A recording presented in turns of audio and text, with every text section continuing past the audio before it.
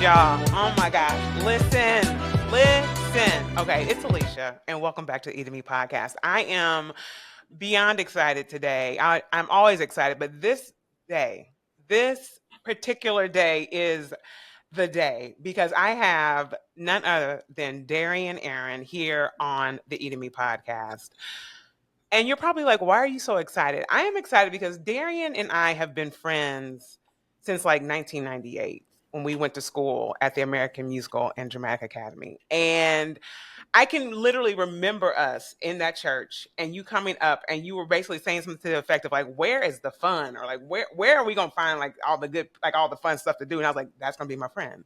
And he has been my friend ever since that day. Thank you, Darian Aaron, for being on. I can't even talk. Darian Aaron, hello, for being on the podcast. What is happening with me today?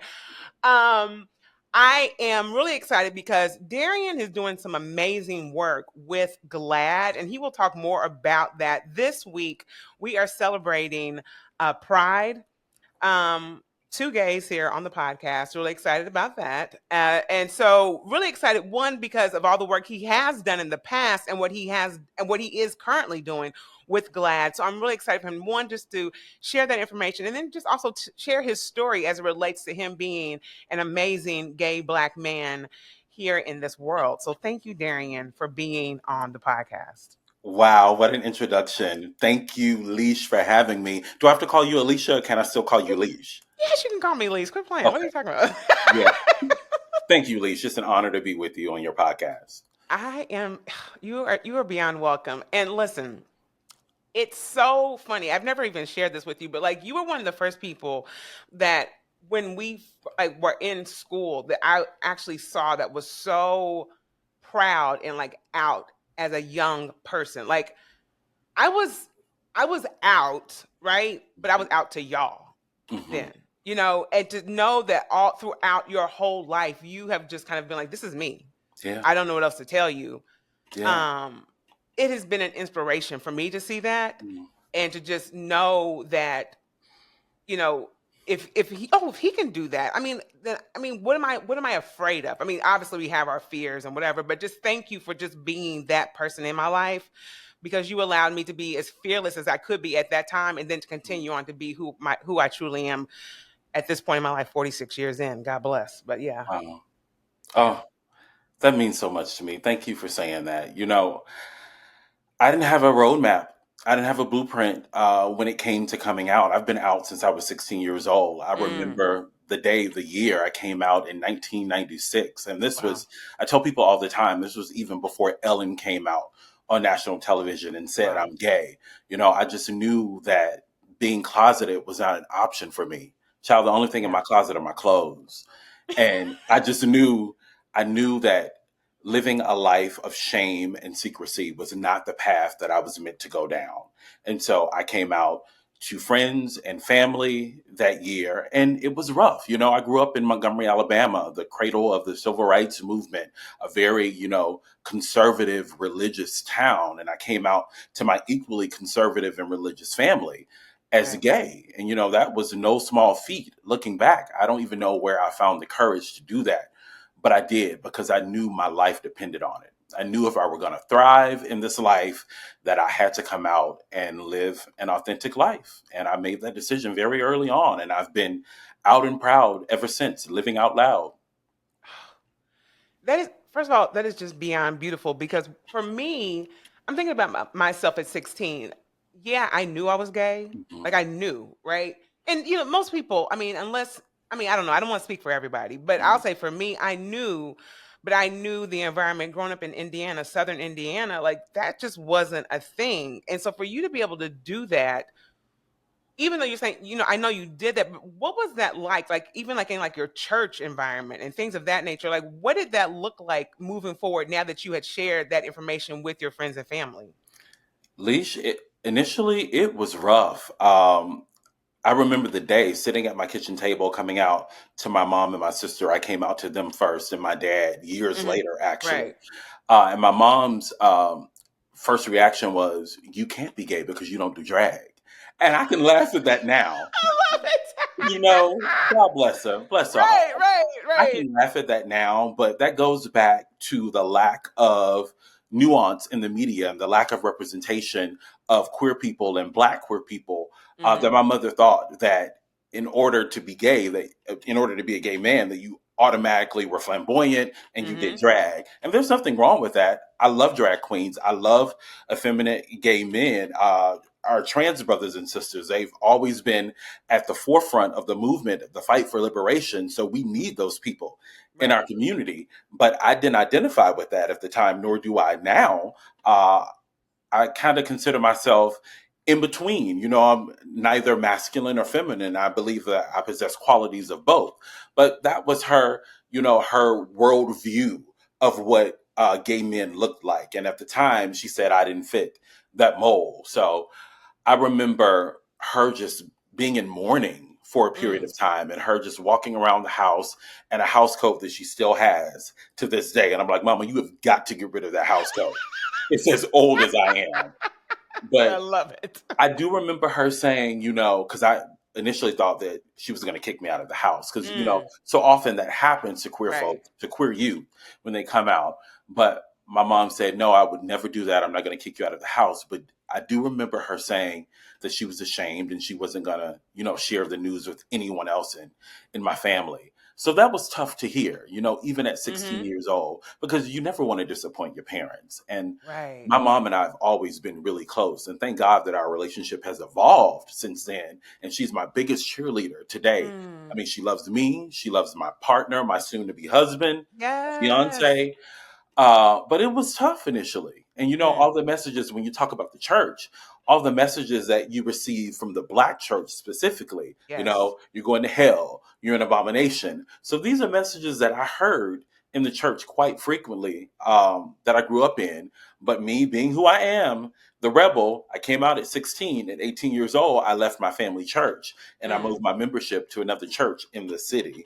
My family Right. went to the church, and they still go to this church, our home church in the country, in Lowndes County, Alabama. Okay. And I moved my membership to a more affirming church in the city. Mm. So that was also something that I knew I needed to do for myself, for my own spiritual growth, for my own safety, that I needed Yeah. to remove myself from oppressive church environments.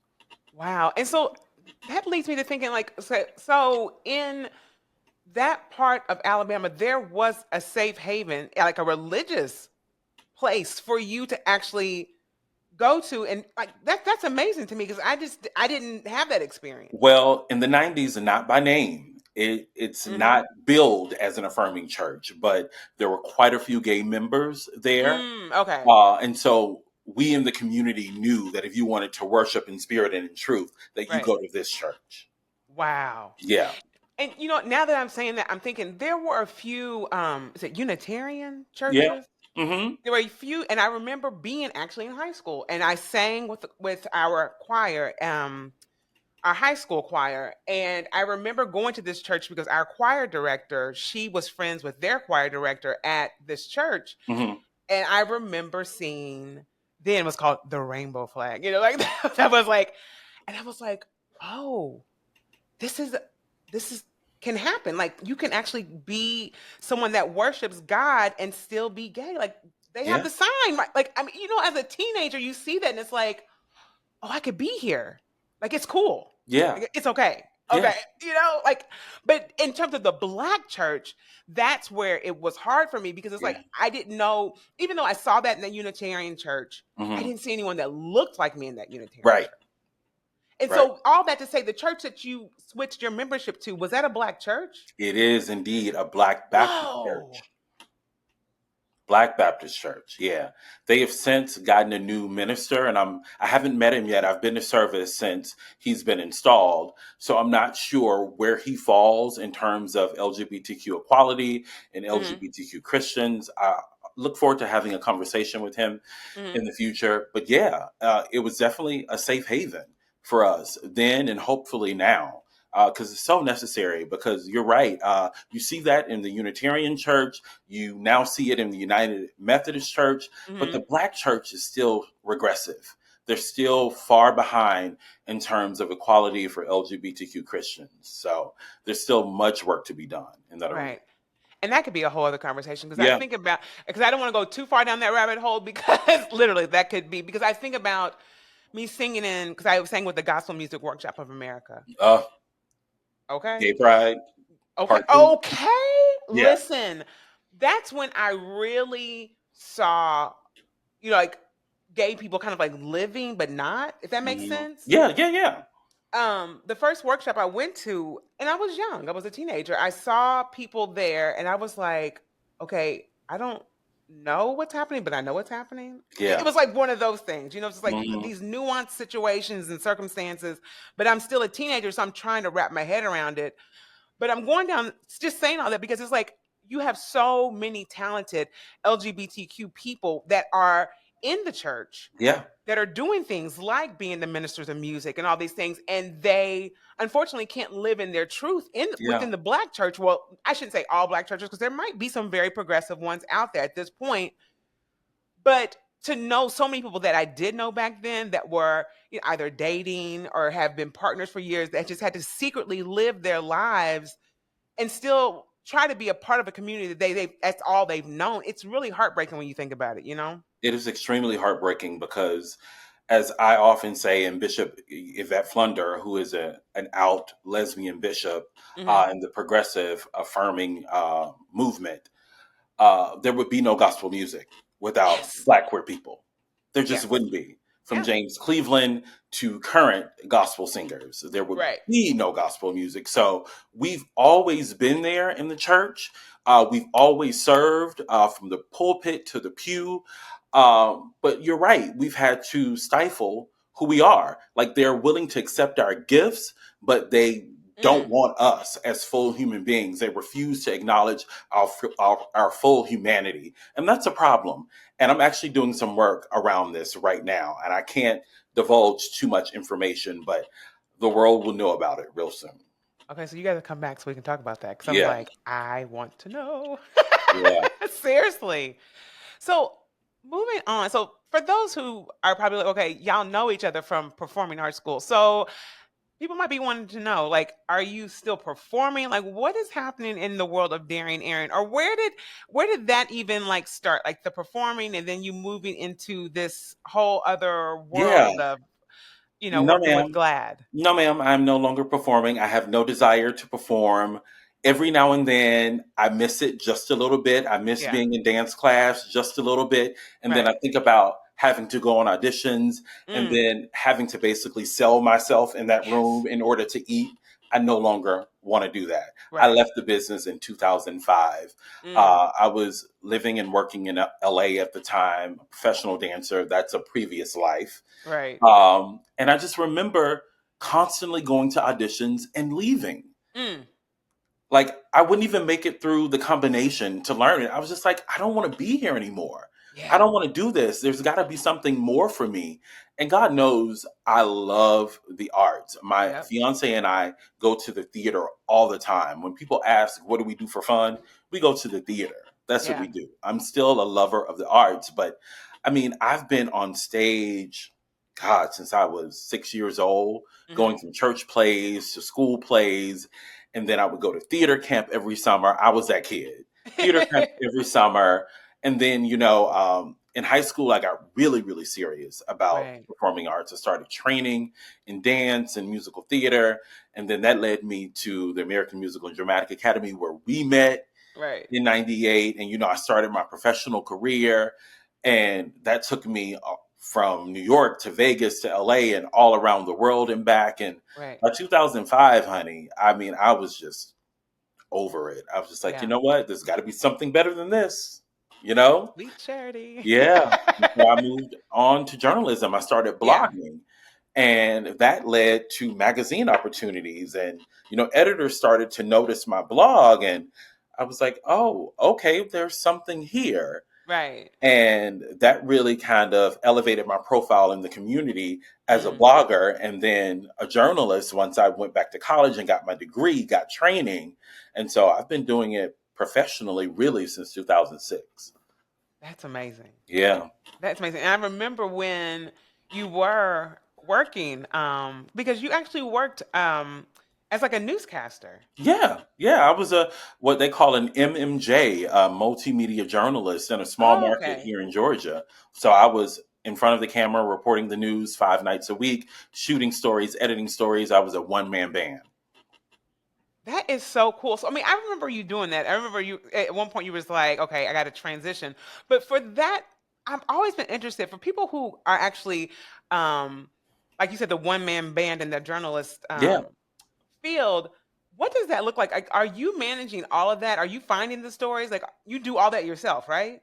Yeah, for very low pay, very low Wow. pay. And that's something that a lot of people don't understand about TV news reporters specifically. Yeah. They think because they see us on TV 5, 6 nights a week that we're earning a lot of money. Uh Nine huh. times out of 10, the reporters you see on TV are struggling to get by.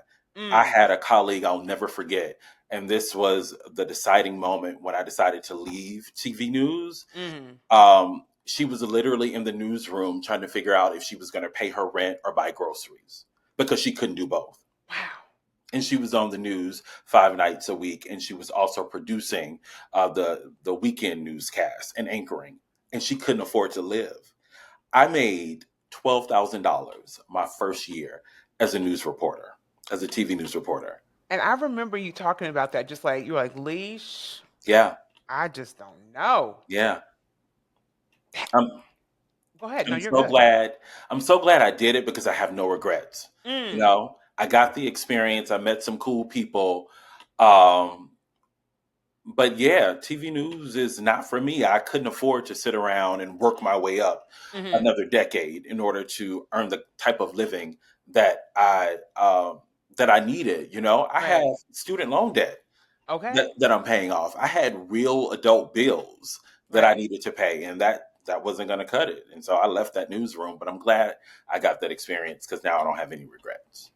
That's amazing. And it's so cool to like, especially for me just to see your progression, like from that point where you were calling me like leash, I just don't know if I can make it to now where you are now. It's like that it was all a part of that journey. And it Yeah, has been such a beautiful journey. um on the professional side of you and just like and I obviously your personal side as well because I don't know if y'all heard that before but Darian is engaged and is going to be married. I'm so yeah, excited. I cannot wait for this wedding. You have no yeah. idea. I don't know what is this dance you're trying to convince everybody to learn because I The don't know if I'm gonna Tamia be able line dance. You have listen, you have 4 months to get it together. Boom cat for your life. Okay, get it together because we're doing the line dance at our reception. the Tamia line dance. Now Yeah. is there a certain song that I have to like? Yeah, I think it's called Close the Door. Hmm. No, Can't Get Enough. Can't Get Enough Okay. is the actual title of the song. Child. Well, Yeah. I'll work on that. There's That's a whole YouTube tutorials that you YouTube. can Okay. watch. Okay. You know me and dancing. We'll figure it out. We'll figure it out. But I'm really excited because I wanted to just talk about that and what that looks like for LGBTQ people who are you're making that choice to get married and what that has looked like in our actual community because even though it's we've had a few years of having the ability to get married Yeah. but what that looks like just within our community and also on a personal level what does that mean to you now that you have this opportunity to get married? Hmm. No one has ever asked me that. Mm, That's a really great question. You know, Leash, it's something I've always wanted for my life. yeah. Even when I realized that I was gay and that marriage equality was not a thing at the Hmm. time, marriage equality did not become legal nationwide until 2015. Right. I always knew that eventually I was going to end up here. Mm, I didn't know how, I didn't know with who, but I knew that it had to be a part of my story. And so to know that I'm 4 months away from marrying my person and that my aw, family is going to be there, my friends are going to be there in support of us, yeah. I mean, I'm having to stop myself from getting emotional right now because I know I'm Hmm. going to be a wreck that day. I'm going to Right. be a wreck that day because although I've wanted it for my life, there were moments where I was unsure that it was going to Hmm. happen for me. Right. And there were moments when I had completely given up. And then I was in a relationship off and on for Right. 10 years with my ex, and Right. I'd proposed to him. Mm-hmm. And that was something that I thought I would never do. But I was like, listen, if he is not going to pull the trigger, let me do it. Right. But on June 24th of 2020, he came home and he said, I don't want to be married. Mm. That was never something that I saw for my life. And, I was devastated at the Right. time. And it took me months to get over that. And I went to therapy. I have an amazing Black queer therapist. That's another great thing about living in Atlanta. You have Yeah. access to amazing resources. But I was devastated. But now looking back, all I can do is say, thank you, God, Mm. for not giving me what I thought I wanted and Yep. making room for something that I needed. Mm. And that's Marcus. That's my Yeah. person. That's the man that I'm going to marry. So to know that we can do it legally, that if anything were to happen to me, that he can make decisions on my behalf, that means the world to me, Yeah. And we didn't always have access to that right and the benefits that come along with marriage. So people like to say, it's just a piece of paper, it's not important. Don't deceive yourself. In Right. moments of crisis, it Yes. is very important. And Yeah. so I want to make sure that what we are building together is protected, and that us as individuals, we're protected, and as a unit we're also protected, and marriage affords us that right. And I'm just so happy that we'll be able to stand up in front of our family and friends and declare our love for each other, and that we are committed to each other for a lifetime. Ah, Yeah. I love that. Yeah. I love it so much because, well, I love it for several things, but I love the fact that you brought up the idea around the security of it all. Yeah. Because I don't know if you were living here at the time. It was after 9/11. No, I think you had moved. You were coming back and forth just kind of like to visit. But I remember a friend of Charles. Charles is a friend of ours. Mm, Um, but I remember him being at our apartment one night. His partner passed away during 9/11, mm, and he talked about that, about the fact that his partner's family, they were pretty well off people, and they were living very well, like this man yeah. and his partner. But when his partner died in 9/11, the family came through and took everything from I him. remember you telling me about this. This story Yes. sounds very familiar. Hmm. Okay. Yeah, because he was telling us at one point, they just gave him the boat that they had, like, as a part of, like, just that was the last thing that not the last, that was the only thing they gave him, was the boat that they had. So at Mhm. one point they took the apartment, like, that he was living in, everything. So he was literally living on the boat. Wow. Yeah, he was living on the boat until he could figure out, where he was gonna reside. And I was just thinking, what? I was like, this is I couldn't even wrap my head around it. I still can't. Yeah. And the fact that, because you would think, but also depends on the person's family. Like, everyone is different, but you would think, knowing that this person has been with this person for so long, Yeah. that they would, have some sympathy, but everybody's different. So that security piece, that for me, for sure, that I totally agree with you on that. Yeah. I mean, death can bring out the worst in people. I've Yeah. heard, variations of this story so many times. So, Mhm. yeah, I refuse to let that happen to Marcus and I. Not going to happen. Yeah. Yeah. Oh, no, I love that. And like I said, I'm really excited for you all. Like, Marcus, if you guys could meet Marcus, he's such an amazing guy. He is. And I love the fact that he allows you to be you. You know what I'm saying? He does. Yep. In all my dramatic splendor. He does. Exactly. And he Uh-huh. just sits back, he just smiles and just shakes his head. He's like, "Oh, Yeah. Darian. Oh, Darian. Oh, Darian."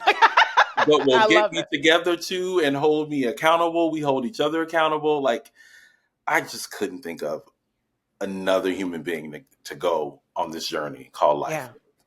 He is exactly what I needed. Yep. I love that. Hmm.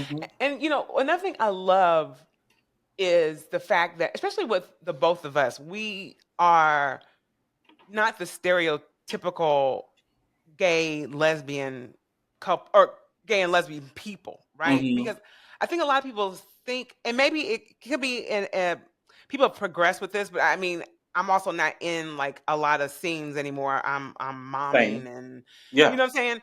But just from what I remember, it's like these stereotypes of what people think gay people Yeah. are, you know, I'm wondering, and maybe that's a good question to ask. Are you sensing that people are, stepping away from that ideology that we are just these, highly sexual people and that's all that we're really trying to do and we're trying to just kind of like take over or, like, is that still a thing or are people kind of stepping away from that? Unfortunately, I believe it's still a thing. You go to Mm, any comment section on any Instagram blog dealing with LGBTQ topics, we as a community are constantly sexualized. mm, And it's so unfortunate. Even in terms of when people are talking about gay and lesbian couples, they immediately go to sex. right. It's like, do you not realize that we're more than that? Like, we have jobs, we have families. I mean, Yeah. sex is very important. Don't get me Okay. wrong, and I don't want to Right. desexualize us as a Right. community and as, individuals and human beings, but we're not swinging from the chandelier 24/7. Right. We're just not, you know? Right. Um, but let our opposition tell it. That's all they equate gay and lesbian people, the gay rights movement, to sex, and that's unfortunate because we're so Mm, much more than that. Our stories are varied, they're nuanced, and mm, that, again, that goes back to the work that I do at GLAAD. It's important for us to elevate those stories because that is the quickest way to debunk some of the myths about our community is through storytelling. The yeah. majority of Americans will say that they've never met a trans person. So Mm, that's a part of the work that I'm doing here in the South, that we're doing as an organization, is to elevate those stories, whether that's in print, digital, on television. You can never say that you don't know a trans person uh, mm, if we're allowed to come into your living room, via right. media. Those narratives are so important. And you know what? Thank you for transitioning into that because I think that's another thing too. When people say they've never met a trans person Mhm. or, whatever, and then to then allow that to be the reason, you know what I'm saying, Yeah. to demonize, LGBTQ or trans people or to justify the murder of Yeah. trans people. Yeah. I, I think for me at this point in life, and everyone's different, but I think at this point, regardless if you know somebody that's trans, or if you know someone that's gay, lesbian, whatever, or if you know someone that's black, like whatever the label is, Yeah. it's a human. It's a human being. Can we just acknowledge the humanity of our fellow brothers and sisters, no Right. matter how they identify? It's a Right. human being who have people that love them. Yes. Can we just acknowledge that? I, that's at the base level. But apparently, that's really hard for some people. They Right. just don't see us as human beings. They refuse to acknowledge our humanity. And that's that's the simplest way to inflict harm on someone when you don't acknowledge their humanity, when you don't see them as human beings. Mm-hmm. Yeah, it's this idea around the caricature of what you've created in your mind, and unfortunately, what the media has also put out there as well. So it just, the hope is that people will start, like, kind of undoing and unlearning what they've been exposed to, because at Yeah. this point, you know, I mean, a lot of people probably don't really take the time to look at like the violence that's within the LGBTQ community, but it is there. It is prevalent. Like it's Mhm. not something that has gone away. These things are still happening. The safety of the community is, to me, it's just like I can't believe that this is something we are still fighting for just to Yeah. be able to live. It's Yeah. crazy to me. Yeah, yeah. And you said something, you said the word unlearning. And that's Hmm. so important because I've had to do that a lot in my life, especially in relation to the church and scripture Mm, and what people tend to think scripture says yeah. about our community. But I'm learning that's really hard for people because Hmm. if they have to unlearn certain traditional beliefs, then that leads them to question a lot of other things. And that makes people really uncomfortable. Yeah. That Yeah. requires a level of tenacity and courage that I don't think the majority of people are willing to tap into. Yeah. Yeah, And, and I think it's like basically what you were saying that was really that hit it too, because it's like if I have to acknowledge this, yeah, then I have to start acknowledging some other things. And hmm I don't think that's a bad thing. no, And I think slowly, here's my thing, and you tell me how you feel about this. I think when it comes to this whole idea of unlearning, especially when it comes to the LGBTQ community, um, I'm willing to, meet you where you are when you're in your process of unlearning, right? But I want you to continue on that road and not Yeah. stop, because I'm doing the same thing. Trust me. Hmm. Because even though I'm a lesbian woman, there were biases I had within the LGBTQ community that I didn't even, you know what I'm saying? It was Yeah. like, leash, like, this is your community. Like, what are you, like, you can't, like, you need to get yourself together. How could you say that? Baby, internalized homophobia is a real thing. We're Hmm. all products of being raised in a homophobic society. And Yes. it impacts us as queer people too. Right. We're not immune to it. Right. Yeah. And that was something that I really had to like sit myself down with, because it's like, oh, I'm gay, so like whatever. But it's like, no, that's not how it works. Because even when you think about like the Black community and how certain things are biased in that way, like I was conditioned, even though I'm a Black woman, I grew up in the hood, I grew up around Black people. Yeah. There were still things like, even to this day, people will say stuff like, "Oh my gosh, it's so dangerous over there," and then you have to kind of like stop yourself and be like, why is it dangerous? Yeah. Is it just because there's Black people over there? And why do I have to be afraid of my own people? That part. And that's the thing, is I had to like learn to, one, stop myself and not, continue on in those conversations, and then also be in it and almost kind of like take on that belief as well, Yeah. because I found myself doing that sometimes. Yeah.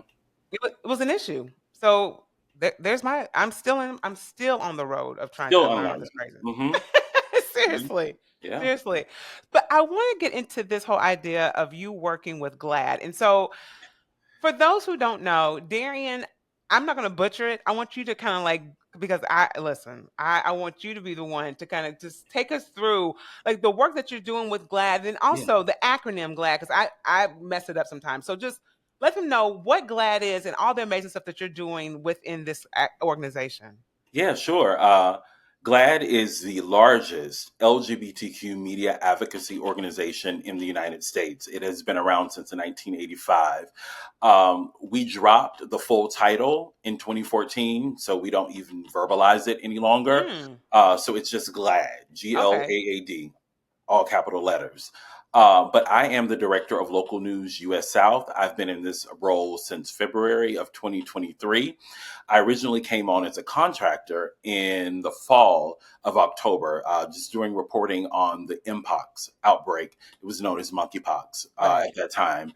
And then the Global Health Organization changed the name to Mpox. So it's now Hmm. known as Mpox. So I did Mpox reporting for a few months, and that contracting position turned into a full-time opportunity on the comms team at GLAAD. And so in my role, I am responsible for pitching and placing stories about LGBTQ people of color and people living with HIV in the South. So Mm, GLAAD is now fully embedded in the South. And in my role, I'm really just elevating, amplifying those stories that often go untold, mm, unheard. And so I've been able to place about 54 stories across 20 different outlets in my time at GLAAD over the past year and 3 or 4 months now that I've been there. And so it's just been incredible. I work with an incredible team. My boss, Barbara Simon, I always like to give her a shout out. She's a senior director of news at GLAAD. She has just really given me the freedom to fly. And that mm. has just not been the case at all of the jobs that I've had in the past. And so GLAAD is a really special place, and I feel like I am exactly where I'm supposed to be at this point in my life and my career. And I'm telling stories that I really care about. I'm no longer being sent to a fire or a shooting in some random place, telling stories that I could care less about. The lives of those people impacted, of course, were important, but Mhm. I just wasn't passionate about the Yeah. storytelling. And so I look forward to going to work every day now. I'm working on behalf of our community, and it's just so important to me. I feel so incredibly blessed to be able to tell our stories. I love that. And I love the fact that this opportunity for you to be in the South Hmm. and to share the stories of the South, because I think a lot of people see um the lens of like LA or New Yeah, York, Yeah. and what it looks like to be a gay person in those spaces. But to be a gay person in the South and to know that there is a huge community in the South, it's just amazing because I feel like, especially like people like myself, moving away from your hometowns or wherever because you're fearful Hmm. of trying to be and living your authentic truth. To have this opportunity to be in the South and to know that, oh, my story can also be heard, that's priceless to me. Seriously. Yeah, yeah. And the majority of LGBTQ people in America live in the South. They're not on the East Wow. and West Coast. I know a lot of, focus is always in LA and New York, but the majority of us are here in the South. Mm, And we like to say that Atlanta, where I reside, is a blue dot in a red state. But honey, if you drive 20 or 30 minutes, north or south of Atlanta, uh-huh. you're in Georgia. And the Mm, experience for queer people is, vastly different than mm. being in Atlanta. But those stories matter. Those Yes. stories need to be told as well. And so I'm here. I have a few other colleagues at GLAAD that are embedded in the South. And so we're committed to really amplifying the stories of LGBTQ people living in the South. And I have to bring this up because a lot of people think that the HIV epidemic is over. It's not Right. over in the South. It's Right. still impacting Black, gay, and bisexual men at alarming rates. There has been a decrease in HIV cases, so we are making headway, but it is still an epidemic when it comes to Black, gay, and bisexual men. And so those stories need to be told. Folks need to know that there are now, medicines available that can protect you from acquiring HIV if you are not living with HIV. PrEP is available.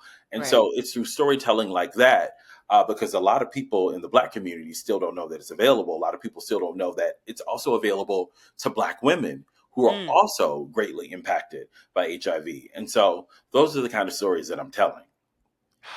I love that. And thank you for bringing up the whole idea around of just still making people aware that HIV is still out here, Yeah. but there is treatment, you Hmm. know?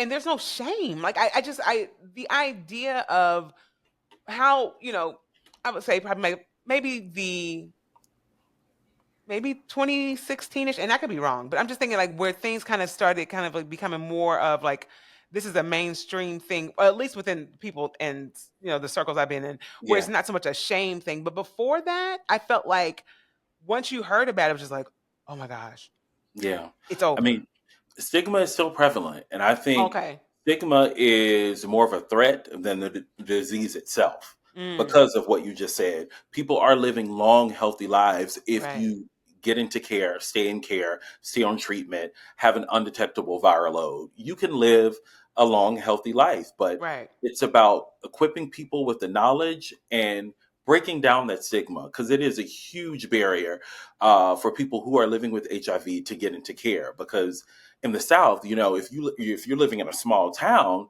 everybody knows everybody. So Right. that means everybody knows everybody's business. You may know the pharmacist. The pharmacist may know, members of your family.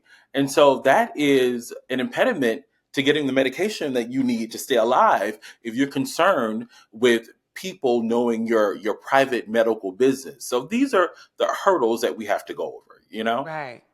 That's so interesting you brought that up because I was as you were saying that, like saying like the pharmacist, in a Yeah. small town, they probably know about like, your diagnosis and all this Yeah. and your treatment. I'm wondering, and this is just me thinking off the top of my head, but like for those small towns and like the medical professionals there, does is there an opportunity for organizations like GLAAD to like offer like a professional development or this I don't know because as I'm thinking about this like the goal is for people to live long, successful, healthy lives Yeah. and to have that stifled because of the stigma of you being fearful of maybe people in your town knowing whether it be Yeah. your healthcare provider or whatever to like offer that type of education because for someone to have to lose their life for Yeah. stigma because that it happens. Yeah.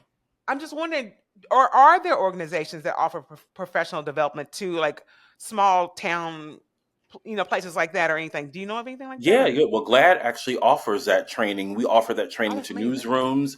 we can offer that sensitivity, LGBTQ, awareness training to any organization that reaches out to us, doctors included. And I believe they have worked with medical professionals in the past. So yeah, that is something that we do. It's available to people who need it. That is key. I think that is key for people to Mhm. actually be able to, just live in dignity. Yeah. And then also to provide that sense of empathy for for the provider to have, to understand that, like, your judgment and Hmm. your biases can really harm somebody. Yeah. Educate yourself. Yeah. Yeah. Seriously. Exactly. Yeah, like, it's wow, that's amazing. Mm-hmm. I love that. I'm glad that that is an opportunity for people as well. And do you find, like, even though that is an opportunity for them, are people like using like a mail order thing to get their prescriptions or anything? That is an option that's available to folks. Yeah, Yeah. I have a really good friend who receives his prep through the mail. Yeah. Yeah, through a very discreet package too. Yeah. Yeah. Yeah, because I was thinking, I mean, worst case scenario, maybe if you aren't comfortable with going to a provider that's in your small town, if you're, maybe whatever insurance you have, if you Hmm. can go to a bigger city or somewhere outside and get that care and then maybe get something mailed. Yeah, I Yeah. think there are ways to do this. And Hmm. I just don't want anyone, maybe someone who's listening to this, just to know, like, there are ways to actually receive that care, Yeah. and for you to do it in a way that's discreet and confidential. Exactly. Yeah, that's very Yeah. important. Yeah. Because I that just thinking about that just breaks my heart, to know that someone would have to go through that without the proper support in place. Yeah, Oh my gosh. it Darian happens way Aaron. too often. Yeah. Like, oh, wow. Yeah. So that is definitely the hope, that we are offering that to people out there. Darian Aaron. Alicia Darian. Christian, I love you so much. You have no idea. I love you more. Oh my gosh. You have no idea. Thank you so much for being on the podcast. Thank you for just being a true and genuine friend. Yeah, Seriously. we have been in each other's lives for over 20 years. Can't get rid of you. No, no, vice versa. Vice Nor versa. do I want Listen, to. exactly, exactly. Right. Don't get rid of me, please. Please don't get rid of me. Listen, y'all, I am terrible about calling. And you know what? I think now it's almost a subconscious thing that I don't call Darian. You're what? You're Be- what now? Can you say that I again? said it. I said it. I'm terrible about calling. What? And you are. And you are. Hmm. But like I said, I think it's subconscious, because when I call Darian, I get the best but rudest greeting Every time. every Every time. time. Without Every- fail. You just to prepare yourself for it because it's coming. Yeah. I try and butter him up before. I have a whole song and dance that I do, but then he still's like, nope, don't even play yourself. Like, I love it. Hmm. Oh my gosh. Darian, thank you. Thank you for being my friend. Thank you for all the amazing work that you are doing for the LGBTQ community. Thank you for just living in your truth for as long as I've known you. Like, that has been an inspiration. So thank you so much. Thank you, friend. Thank you for having me. I'm so proud of you and the work that you're doing in this incredible podcast. Thank you for providing the platform for me to express my Black queer self. I appreciate it. I love it. Yay. And y'all, thank you for listening to this week's episode of the Eat Me podcast. I'll see y'all next week. Thank you, Darwoo. Bye, Leash.